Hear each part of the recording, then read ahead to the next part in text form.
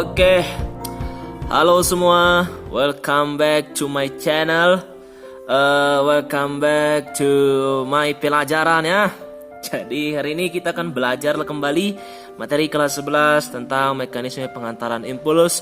Saya harap kalian semua dalam keadaan sehat, peserta didik semua dalam keadaan sehat, no covid, no corona.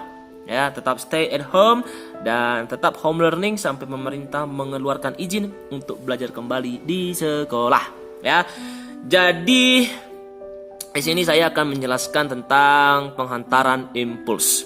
Kok bisa sih rangsangan itu lewat dari saraf, ya kan? Di sini akan saya jelaskan ya. Jadi pertama-tama anak-anakku yang luar biasa, kita harus tahu dulu apa sih itu impuls. Nanti kalian bilang impuls itu Pak adalah impulsa. Alah, ayam pulsa. Alah, ya kan? Bukan. Jadi anak-anakku semua, ini Pak jelaskan nih ya. Jadi sebenarnya impuls itu sama dengan apa? Ini dia sama dengan rangsangan. Oh, ini dia. Oh Pak, saya pernah terangsang loh Pak. Kalau sudah seperti itu pertanyaanmu anakku, semua orang pernah terangsang ya. Jadi dengarkan aja dulu ya. Jadi impuls itu sama dengan rangsangan. Ketika ada pertanyaan nanti dari Pak Camat, mungkin kalian ketemu dengan Pak Camat ya. Apalah itu impuls? Kalau bisa kau jawab, kuangkat kau nanti jadi sekcam. Weh, luar biasa. Belum lagi selesai SMA, udah jadi sekcam kalian kalau bisa kalian jawab ya kan? Jadi rangsangan itu atau impuls itu sama dengan suatu perubahan yang diterima oleh tubuh ya. Jadi ingat nih. Jadi impuls atau rangsangan itu anak-anakku ya, itu merupakan perubahan ya kan? Perubahan yang bagaimana? Perubahan yang sudah pastinya diterima oleh tubuh. Nah, ini dia ya. Perubahan yang diterima dari tubuh. Kalau ada pertanyaan nanti, ya kan? Perubahan itu dari mana, Pak? Perubahan ini yang dimaksud di sini adalah bisa dia berasal. Jadi asalnya itu dari mana asalnya, Pak? Perubahan yang diterima oleh tubuh itu bisa dia berasal anak-anakku dari dalam. Boleh dari dalam dia dan boleh juga dia berasal dari luar tubuh manusia. Itulah impuls, ya kan? Sudah mengerti semua? Saya rasa sudah mengerti ya. Selanjutnya Pak, perubahan itu kan diterima tubuh. Siapa penerimanya Pak? Luar biasa pertanyaannya si Joltup ini ya. Jadi nak, penerima rangsang itu buat di sini ya. Mudah-mudahan bisa dilihat kan. Penerima rangsangan itu atau penerima impuls itu gampangnya itu sebenarnya ya kan, tak susah-susahnya ini ya. Apa penerimanya? Disebutlah namanya itu nak reseptor.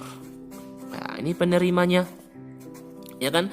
Reseptor itu biasanya ada di mana Pak? Di alat indera biasanya itu ada ya kan. Di mana siapa saja alat indera itu tahu kan? Kalau enggak tahu kalian besok jual bawang lah kalian ya. Kalau nggak tahu kalian pasti tahu lah kalian kan. Itu dia. Dan berikutnya setelah diterima rangsangan itu akan dibawa oleh saraf. Jadi reseptor rangsangan ini diterima reseptor, selanjutnya reseptor akan dibawa oleh saraf keliling sampai dia ke sistem saraf anakku. Dari sistem saraf dia akan pergi lagi dia ke efektor kan. Jadi nanti akan ada di sini, kita buat dulu di sini reseptor itu gini kan Pak. Terus akan diolah rangsangan itu. Jadi di sini buat di sini pengolah impuls. Ya kan? Pengolah impuls atau pengolah rangsangan tadi kan? Siapa itu? Yaitu sistem saraf. Itu dia. Ya kan? Jadi sistem saraf lah nak. Sistem saraf kita ada berapa Pak? Kan sudah Pak kasih tahu kemarin, ada 2 dong. Ada sistem saraf pusat dan ada sistem saraf tepi. Setelah diolah dia, maka nanti hasil olahan itu akan memberi respon. Ya kan? Yaitu siapa? Namanya siapa Pak? Ini dia, respon rangsangan. Atau respon impuls. Siapa itu Pak responnya? Responnya itu anak-anakku adalah disebut namanya sebagai efektor. Ini dia. Sampai sini mengerti lah ya. Ini dia. Jadi harus ada ini nak. Harus ada rangsangannya, harus ada reseptornya, harus ada sistem sarafnya, harus ada efektornya. Kalau sudah ada itu semua, maka bisalah bekerja saraf itu dengan baik. Maka bisa rangsangan itu jalan-jalan dengan baik. Maka bisalah rangsangan itu dia berjalan mengalir di sepanjang pembuluh saraf dengan baik. Ya kan? Harus ada ini. Ini syarat-syaratnya. Ya kan? Sudah mengerti? Kalau sudah mengerti, dicatatlah dulu, ya kan? Dicatat dulu, nanti Bapak lanjut lagi ya. Bapak mau mengopi dulu kawan, ya kan? Oke.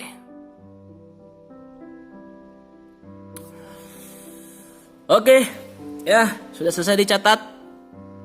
Sudah ya. Jadi sekarang Bapak lanjut lagi kan? Sekarang kita akan lanjut dia nak ke suatu materi berikutnya, itu kayak mana dia mekanismenya, ya kan? Jadi kita masuk ke judul besarnya itu adalah mekanismenya bagaimana Pak. Ini dia ya, mekanisme penghantaran impuls tadi Pak. Bagaimana caranya? Dia Pak kirim nih, ya kan? Bapak tulis nih. Ini dia. Tapi jangan Bapak aja yang menulis nak. Kalian pelajari di rumah, ya kan? Setidaknya adalah yang kalian ketahui ya. Bagaimana mekanisme penghantaran impuls Pak Jeffrey M. Pensiombing, ya kan? Mekanisme penghantaran impuls itu nak, itu ada dua, ya kan? Jadi jangan kau tambah-tambah, jangan kau kurang-kurang ya. Nanti kau tambah-tambah nanti jadi kesalahan pula, ya kan? Ini ya Pak tulis nih, ada dua. Siapa yang kedua itu Pak? Yang pertama melalui sel saraf, ya kan? Ini dia nak, melalui sel saraf itu sendiri. Ini yang pertama. Pak, yang kedua Pak. Banyak kali pertanyaan kau bah. Yang kedua itu adalah dia melalui sinapsis. Ini dia ya, melalui sinapsis. Sudah mengerti? Saya Pak rasa sudah mengerti ya. Sekarang Bapak mau menggarisi dulu ya. Bapak garisi dulu supaya jelas, ya kan? Apa yang jelas ini Pak? Jelas garis-garisnya ini. Nanti kalian tulisi semua, ya kan? Bahaya. Ini dia. Tes. Udah lurus? Udah lurus lah itu ya. Oke. Sekarang Bapak akan menjelaskan kok bisa dia melalui sel saraf Pak. Jadi yang pertama Pak jelaskan nih. Yang pertama tadi.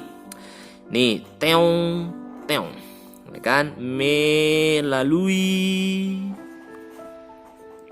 sel saraf. Ya kan? Ini dia nak, melalui sel saraf. Jadi Bapak jelaskan sekarang ya. Yang pertama-tama nak, ya kan? Bapak akan menggambar saraf dulu. Ya, nanti setiap penjelasan akan ada gambar, ya kan? Jadi tahapannya begini. Jadi ini ya. Jadi tahapannya step by step. Jadi semuanya itu anakku ada tahapannya, ada step by stepnya, ya kan? Tahapan yang pertama, ketika nggak ada rangsangan. Jadi yang pertama adalah tidak ada rangsangan nak, tidak ada impuls, ya kan? Memang ada Pak kalanya tidak ada rangsangan itu, ada dong, ya kan? Contohnya begini, kau tidur nak, kau tutuplah mata kau, bisakah masuk cahaya itu ke matamu? Tak bisa kan? Apalagi kau matikan lampu gelap gulita kau tidur, itu nggak ada rangsangan cahaya di sana.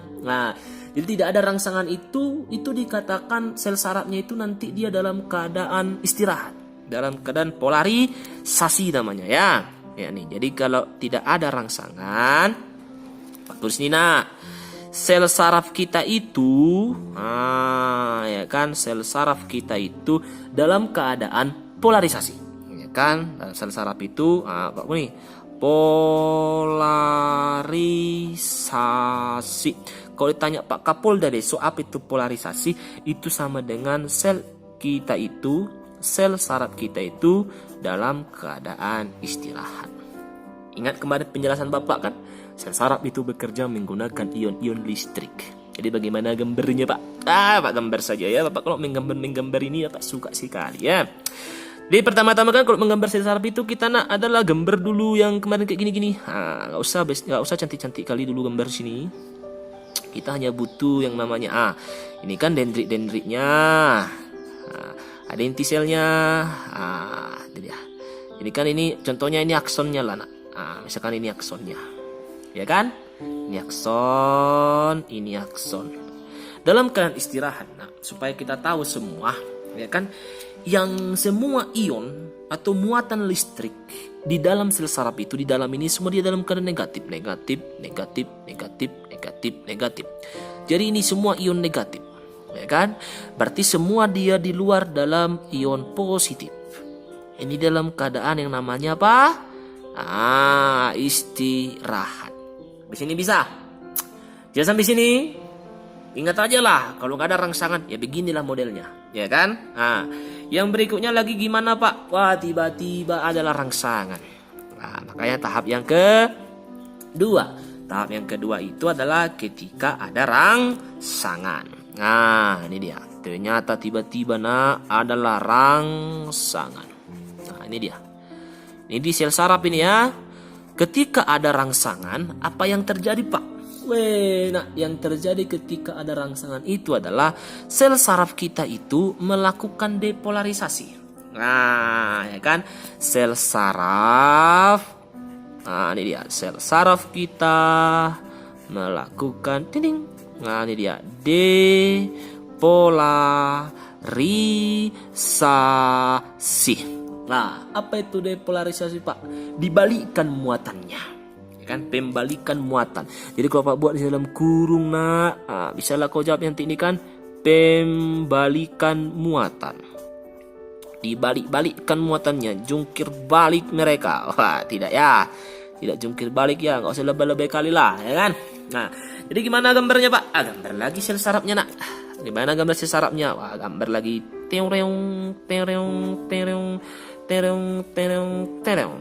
ini dia apanya tadi? Ini aksonnya, ya kan? Kok jadi kecil Pak? Bapak suka yang kecil-kecil terkadang nak, ya kan? Ini dia. Bagaimana ceritanya Pak? Ketika depolarisasi nak, terjadilah pompa ion. Sudah belajar tentang transportasi sel kan?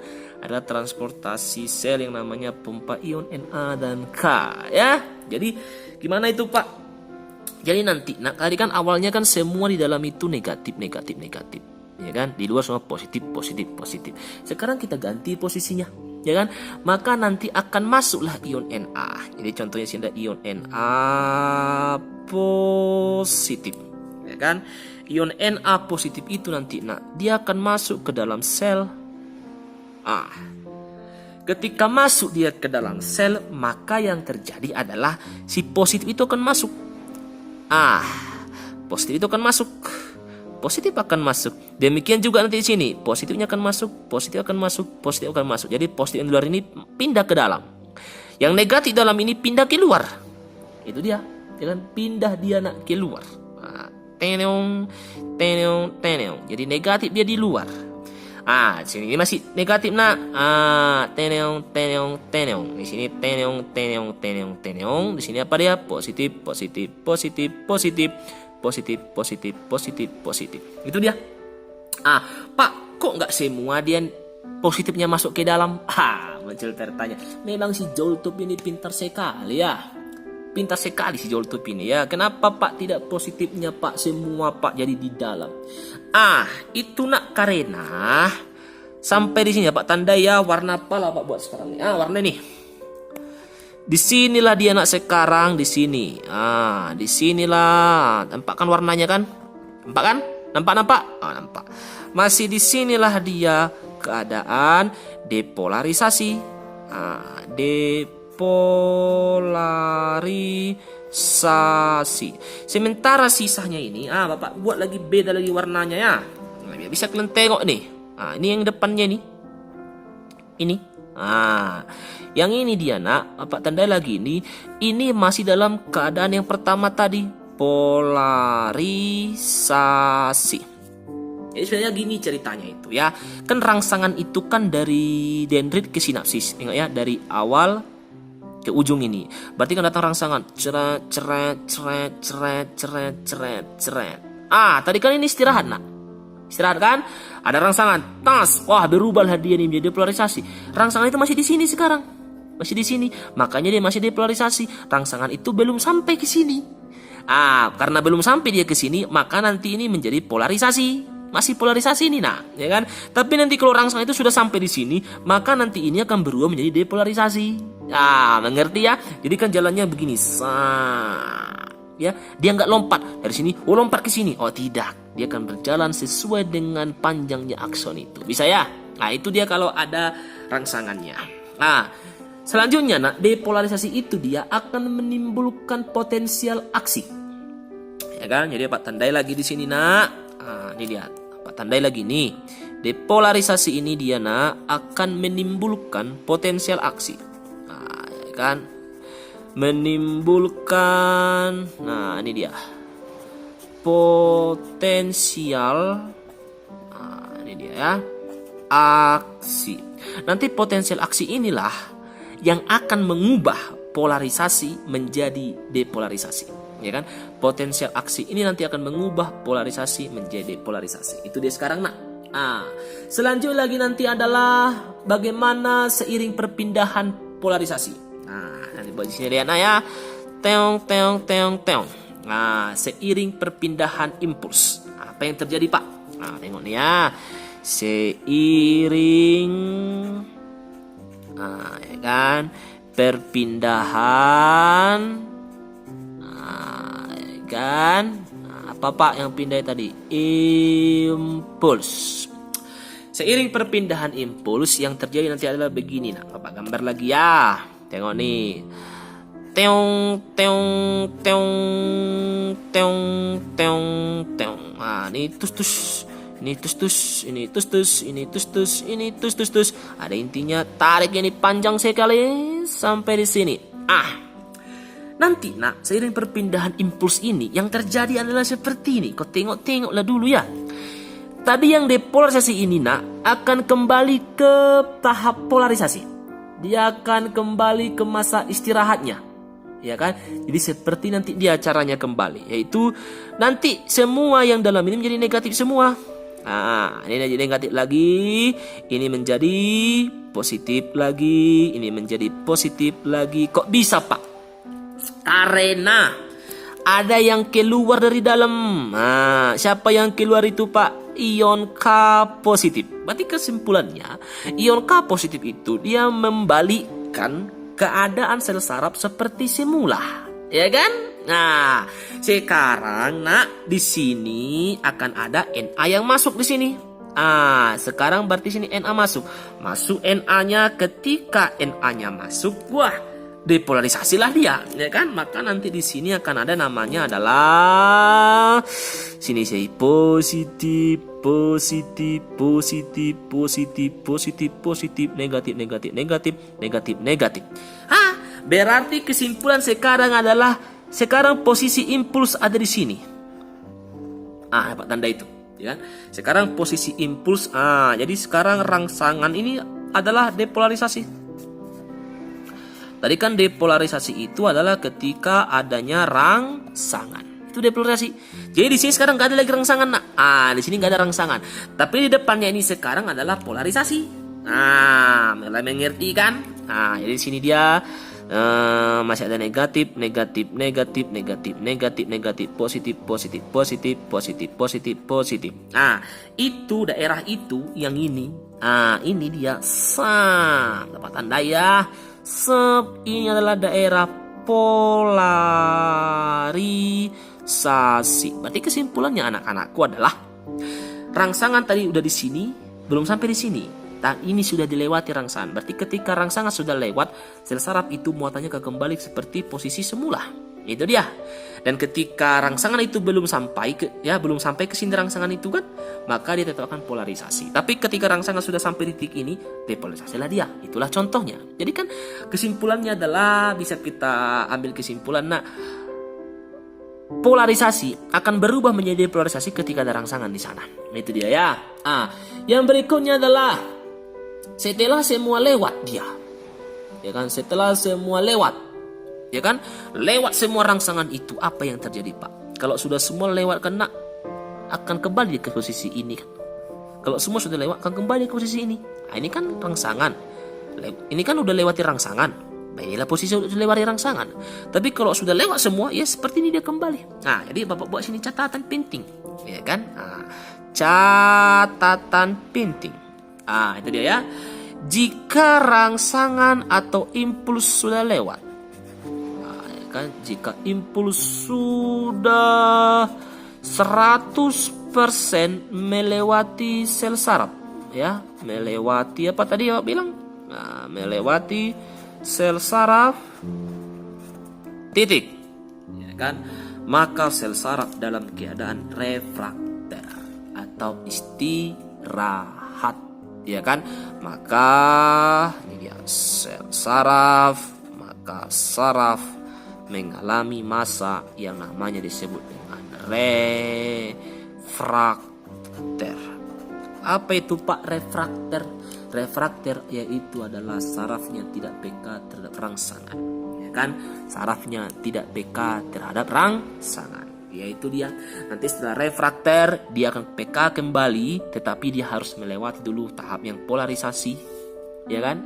Baru depolarisasi, baru pemulihan muatan. Setelah pemulihan muatan dia refrakter lagi, baru kesini lagi, baru kesini lagi, kesini lagi, kesini lagi, kesini, kesini, kesini, kesini, kesini. Tas. Mengerti? Kalau tidak mengerti, saya rasa mengerti lah ya. Masa nggak mengerti tiap hari kalian minum susu, ya kan? Minum susu, minum makan telur, ya kan? Kalau awak dulu makan ikan asin, makan gambas dalam bahasa Batak, ya. Nah itu ya. Jadi kepada seluruh peserta didik, ini dulu dipahami dulu ya nak ya, dipahami dulu pelan-pelan. Bapak mau istirahat dulu, ya kan? Nanti kita lanjut lagi. Sekian dan terima kasih.